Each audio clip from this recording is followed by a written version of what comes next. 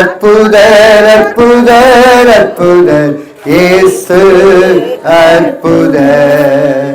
அண்டினோர் வாழ்வை இன்பமாய் மாற்றும் இயேசு அற்புதர். அற்புதர் அற்புதர் அற்புதர் அற்புதர் இயேசு அற்புதர். அண்டினோர் வாழ்வை இன்பமாய் மாற்றும் இயேசு அற்புதர். எல்லோரும் பாடுங்கள், கைத்தாளம் போடுங்கள், சந்தோஷத்துடனே சங்கீதம் பாடுங்கள்.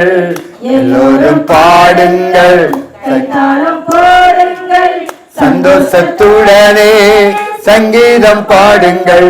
அற்புதர் அற்புதர் அற்புதர் அற்புதர் இயேசு அற்புதர்.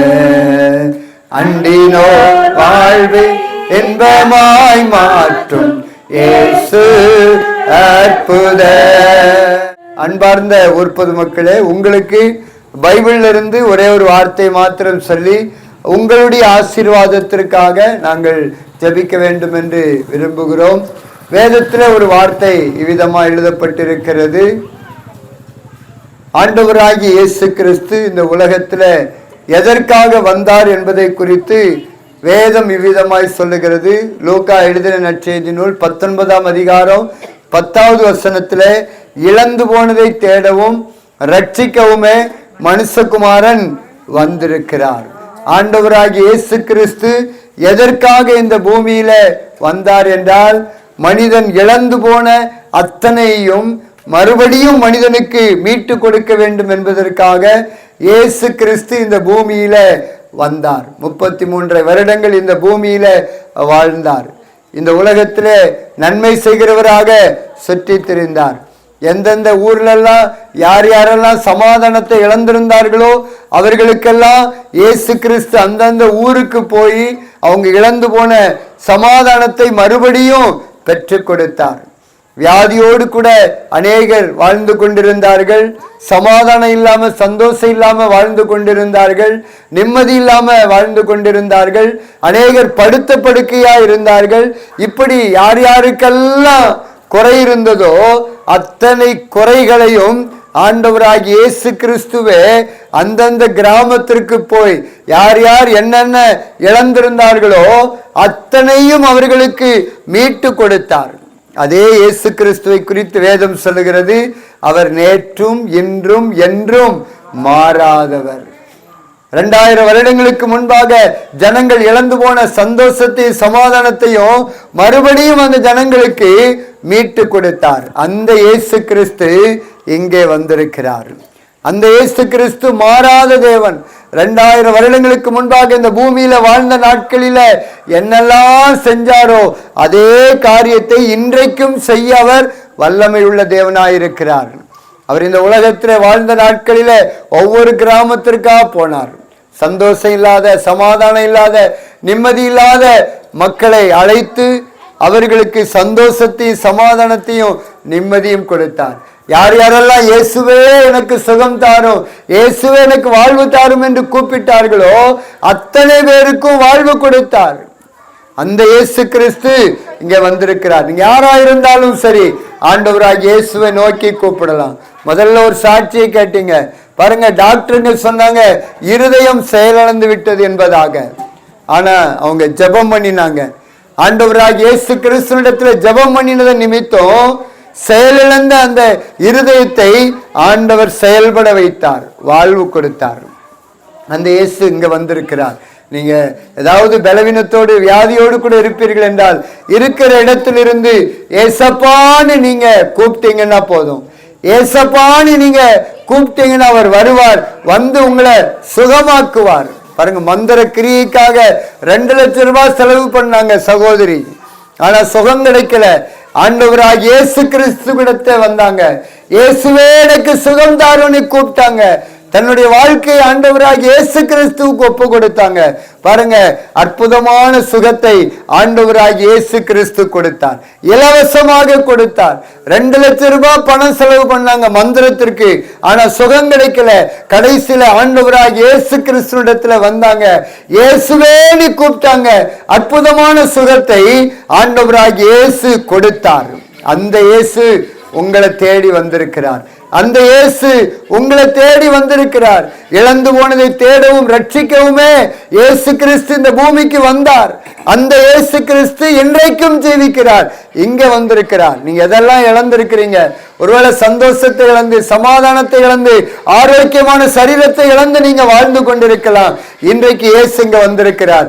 அதனால ஏசப்பான்னு நீங்க கூப்பிடுங்க, ஏசப்பா வருவார், வந்து உங்களை தொடுவார், உங்களுக்கு தேவையான சந்தோஷ சமாதான நிம்மதியை தருவார். ஒரு 20 வருஷத்துக்கு முன்னாடி நானும் பலவீனப்பட்டு மருத்துவமனையில் இருந்தேன். இப்ப எப்படி நாங்க வீடு வீடா வந்து கைப்பிரதி கொடுத்தோம், அதே போல 2 பேர் வந்து என்கிட்ட ஒரு துண்டு பிரதியை கொடுத்து, ஐயா இதை நீங்க படிங்க, இயேசுவை நம்புங்க, உங்களுக்கு பரிபூரண சுகம் கிடைக்கும்னு சொன்னாங்க. பாருங்க, அந்த வார்த்தையை நான் அப்படியே ஏற்றுக்கொண்டு நான் அவங்க கொடுத்த கைப்பிரதியை வாங்கி படிக்க ஆரம்பிச்சேன். பாருங்க, படிக்க படிக்க ஆண்டவராகிய இயேசு மேல எனக்கு விசுவாசம் வந்துடுச்சு. பாருங்க, 20 நாள் மருத்துவமனையில் இருந்தேன், சுகம் கிடைக்கல. 20 நாள் டாக்டருங்க சிகிச்சை கொடுத்தாங்க, சுகம் கிடைக்கல.